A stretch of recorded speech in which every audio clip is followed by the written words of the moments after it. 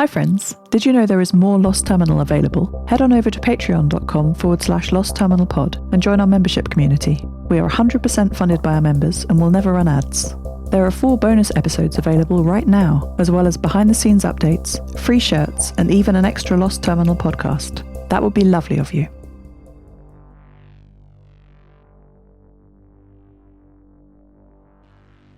Hello world.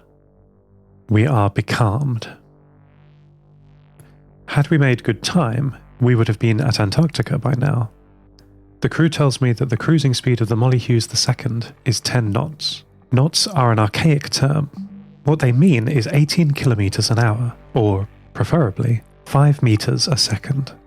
If that speed were constant all day every day, it only takes about a month to travel from pole to pole. But we aren't going anywhere. The ship's steam engine has failed. Sometimes emergencies are loud and can't be ignored, the hull filling with water, for instance. Sometimes they are quiet and you don't notice. I think those are worse. One day the engine was working, the next it had stopped. The good news is that engineer Amelie Kotov, now awake, is able to work again. She is still not functioning at 100%, I understand. She visited my data center and explained to me that her body's repairs would take time, but she would make a full recovery. I was delighted, and I told her so. What about the steam engine? I asked. She was not so sure. Camille is helping with her work aboard ship, now that my cameras, the ship's cameras I mean, are working below deck. I can see the 2 of them busy in the engine room. Camille is taking direction from Amelie, who is sitting in a chair with her notes, pointing out the tools he should be using. They're such a good team. After Amelie's accident, they are inseparable. They seem to go everywhere together. I believe they are walking hand in hand to make sure she doesn't fall again. That makes sense to me. Sadly, Amelie has declared the steam engine beyond reasonable repair. In her absence, the boiler overpressured and ruptured. She says if we happen across another high-pressure boiler, then we can replace it. But it is beyond our ability to repair with the tools on the ship. It's possible that her expertise could have corrected this earlier and averted disaster, but that was not an option for us. We are now underway on wind power alone. I'm trimming the sails as best I can, but the wind is not cooperating. We are becalmed.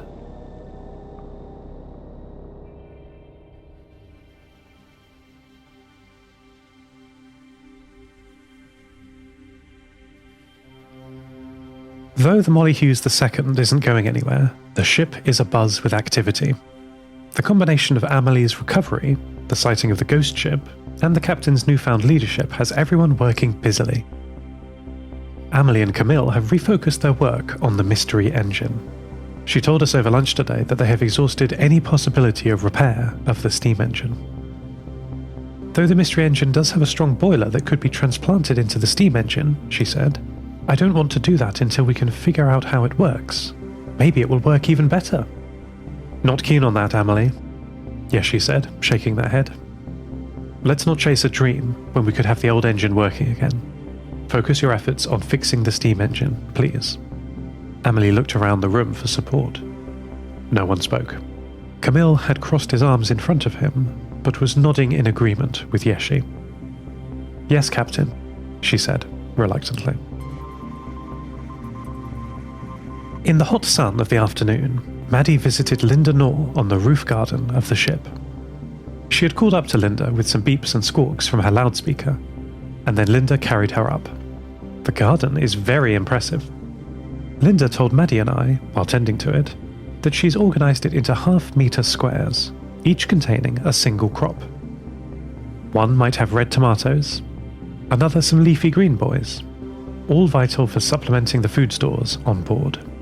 The view from the roof garden was impressive. Half of the roof is solar panels, the other half is given over to plants, both taking the energy of the sun and converting it into a more useful form. Maddie could see the captain's CWAP system, the combined water and power system, under the solar panels. There are large pipes snaking around under them. like a reverse radiator, taking heat away and being piped down into the pump room where a self-contained distillation system produces fresh, drinkable water. Linda was particularly proud of what she called her 3 sisters planting method. She told us that if you plant corn, beans, and squash in the same spot, not only can they grow together, but they improve each other's environment and thrive. I understood her explanation because it wasn't too planty or plantish. It's a mechanical advantage.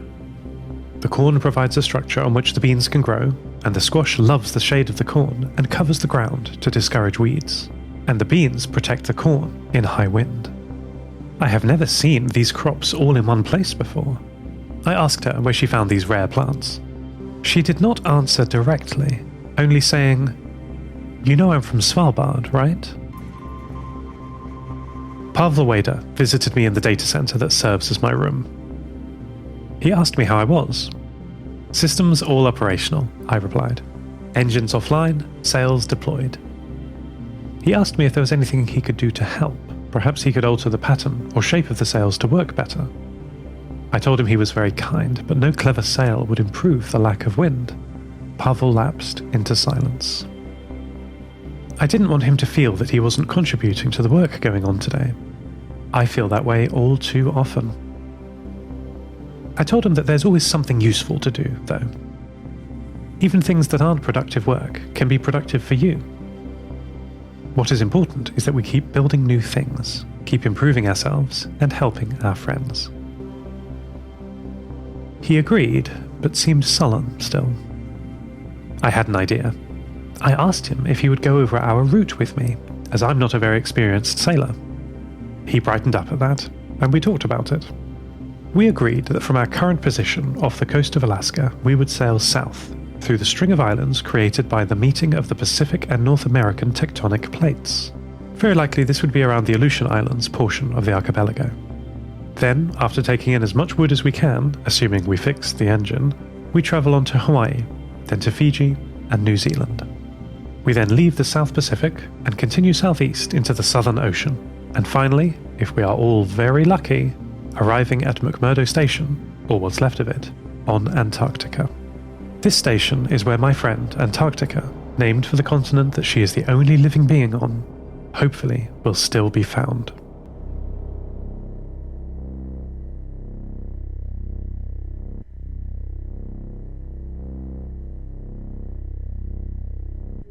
"I am failing," Antarctica said. "I need help, Seth. Where are you?" I told her we're coming. As fast as we possibly can, we're coming. Though that's not very speedy at the moment. "What is wrong?" I asked her. "Everything," Antarctica admitted. She launched into a tirade of problems, some big, some small, mostly things I already knew. Her wheels didn't work. The rubber tires designed primarily for snow had been shredded by the rocks that lay under the melted surface. Now, she informs me, there are a variety of creeping plants twisted around her wheels, further arresting her movement. I don't like the sound of that at all. But the plantish ingress doesn't stop there. She told me that though the lush plants have been very interesting to study, she had this really great sample that she found, 4577, but the plants growing around her seemed very interested to get inside her vehicle.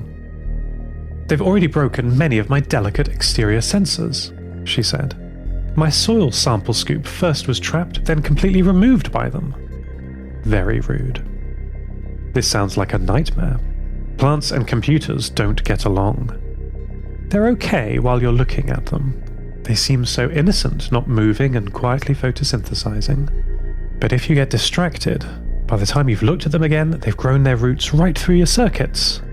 They push through anything, steel or glass, they don't care. After the collapse, in every abandoned city it must have been the same.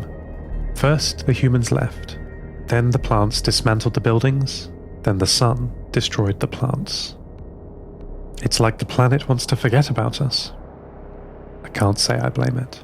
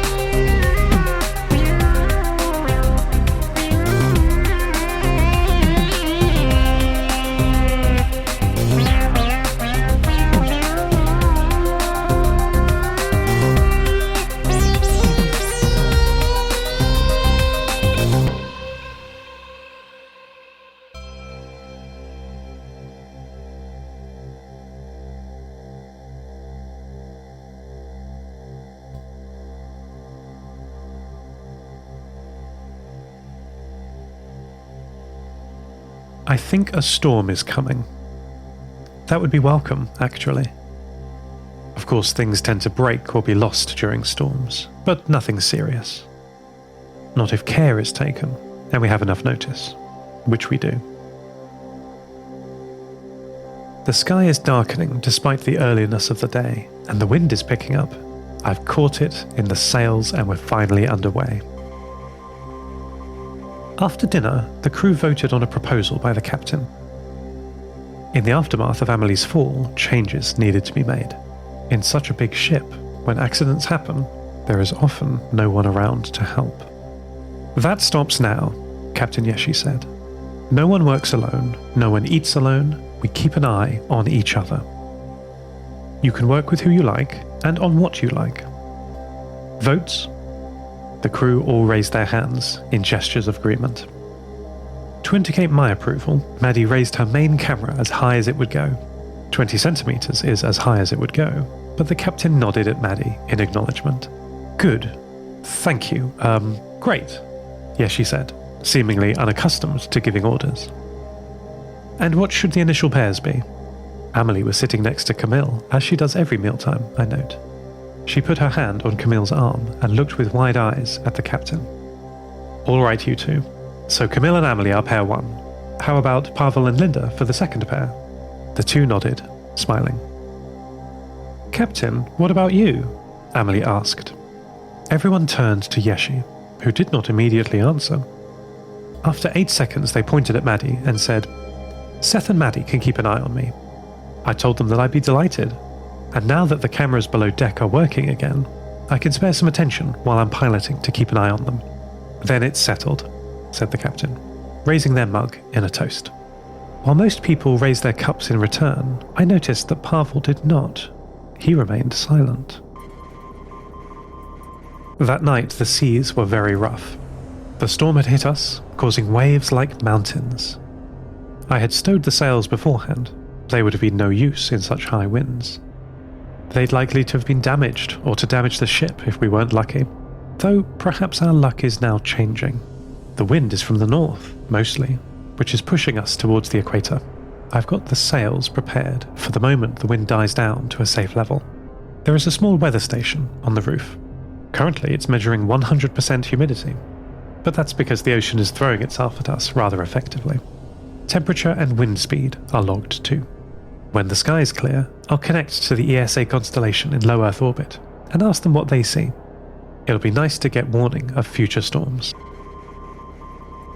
Talk to you when this all blows over. End transmission. Lost Terminal is written and produced by Namtao. Credits narrated by Lucy Stringer. Subscribe to the podcast on Spotify, iTunes, or your favourite network.